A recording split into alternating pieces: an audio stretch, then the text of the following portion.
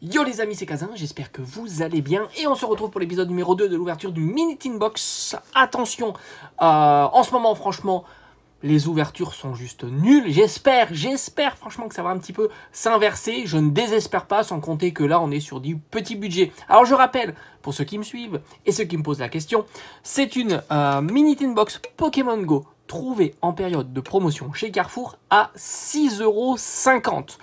Voilà. Je les ouvre, au départ je voulais les garder en scellé, mais je trouve que le scellage est tellement nul. Regarde le scellage de maintenant pour les Mini Tin Box, c'est-à-dire que la Mini Tin Box est complètement scellée. Il n'y a qu'une petite ouverture de part et d'autre. Ils avaient certainement changé le scellage pour celui-ci, certainement d'un point de vue écologique, puis ils sont aperçus que bah, voilà, le scellage il tient pas. Il tient pas, donc franchement, moi, t'apprécies d'avoir une collection scellée parce que bah, justement il y a un scellage.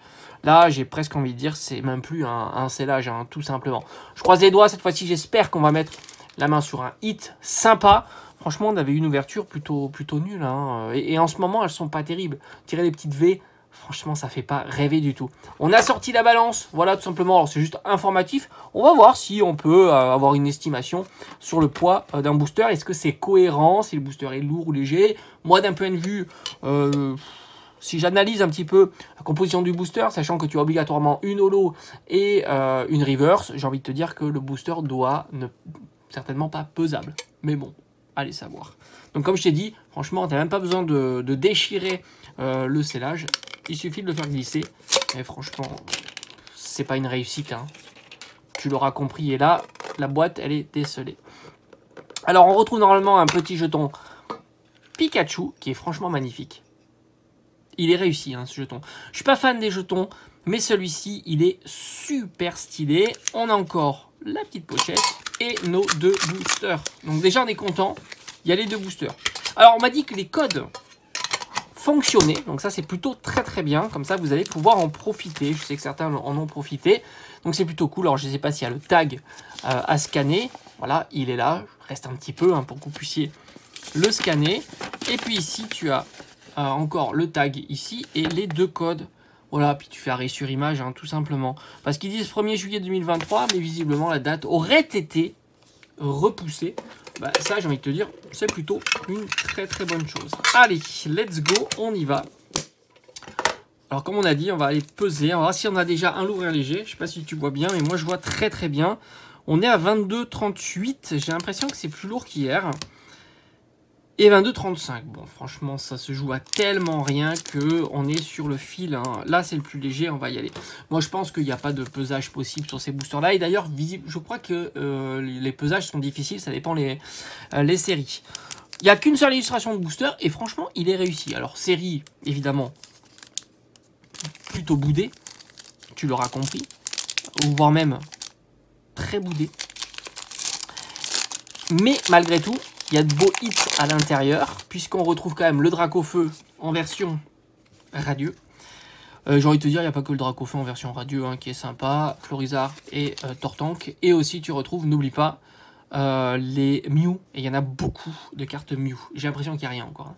Ça va être je ne sais pas pourquoi, mais ces ouvertures Pokémon, et même les ouvertures précédentes, c'est que des flops. Xatu, le super bonbon, Flagados, sauf Kipou, Ambrilex, Chamallow. Ah, franchement, c'est sympa quand même. Petit Bulbizarre. Bon, Onix, je suis pas fou. Je trouve que l'illustration est ratée sur Onix. Ok, donc là, on a déjà rien avec le Ratata d'Alola. On aurait pu avoir un hit sur la reverse. Je crois que c'est là où on a les radieux. Je crois. Et on pourra avoir donc le Dracofeu. Et comme, sans surprise, on n'a qu'un Elector. Bon, premier booster... c'est la climatisation, comme diraient certains, c'est un petit peu le terme à la mode, entre rentable, climatisé, etc. Enfin, c'est les termes d'ouverture de Pokémon. Oh, lui, c'est ouvert très facilement. Aïe. Est-ce qu'il y aurait eu... non, franchement, tu crois que c'est possible? Franchement, non, là c'était pas facile à ouvrir, donc je pense pas qu'il y a eu petite feinte ou pas, je pense pas. J'ai envie de dire non. Mais tout est possible. Hein. Quand je vois certains messages qu'on peut voir sur des boutiques en ligne, c'est hallucinant. C'est même abîmé. Hein. Ok, on va voir, hein, on sait jamais. Bon, on commence par une énergie, c'est normal. c'est vrai, quand on voit les messages, les retours, les machins comme ça, c'est affolant, quoi. Déflaisant, module-leur. Quenotor, ça fait peur, hein, quand même. Meltan. Allez, un petit Salamèche. C'est pour ça, d'ailleurs, que je vais pas garder ces items-là dans ma collection de CD, quoi. Ça n'a pas de sens, quoi. Puisqu'ils sont décelés, en fait. J'aurais pas dû les acheter, hein, tout simplement. Allez, on a Bulbizarre, on a un Leufori, et je crois qu'on a rien. Aïe, aïe, aïe, c'est... Oh, un petit Dracofeu. Allez, c'est le lot de consolation. C'est une carte qui vaut peut-être 50 centimes ou 1 euro, hein, quelque chose comme ça. Mais ça fait toujours plaisir d'avoir un petit Dracofeu. J'ai envie de te dire, c'est la meilleure holo, hein, évidemment, de la série. Et ça fait vraiment toujours excessivement plaisir de mettre la main sur un petit Dracofeu. Et c'est marrant parce que ça, c'est des cartes qui sont sacrifiées en ce moment. Je t'en avais fait une vidéo d'ailleurs. Je t'en avais fait une vidéo où je t'avais fait une petite vidéo. Moi, j'aimais bien. Alors, je vais les reprendre, hein, ces petites vidéos. Je trouve ça très sympa de vous partager ça. Des cartes qui sont... quand je dis qu'elles sont pas chères ou à 5 euros ou à 10 euros, je te dis pas si ça va doubler dans les années à venir ou si ça va diminuer. Ça, j'en sais rien. Mais je trouve que c'est des cartes qui sont accessibles et qui font vraiment plaisir à avoir dans sa collection, tout simplement. On parle collection, hein, souvent. On ne parle pas non plus d'autres choses à la mode qui intéressent peut-être plus. Mais voilà. Et je trouve que ça, c'est des cartes qui sont très sacrifiées maintenant.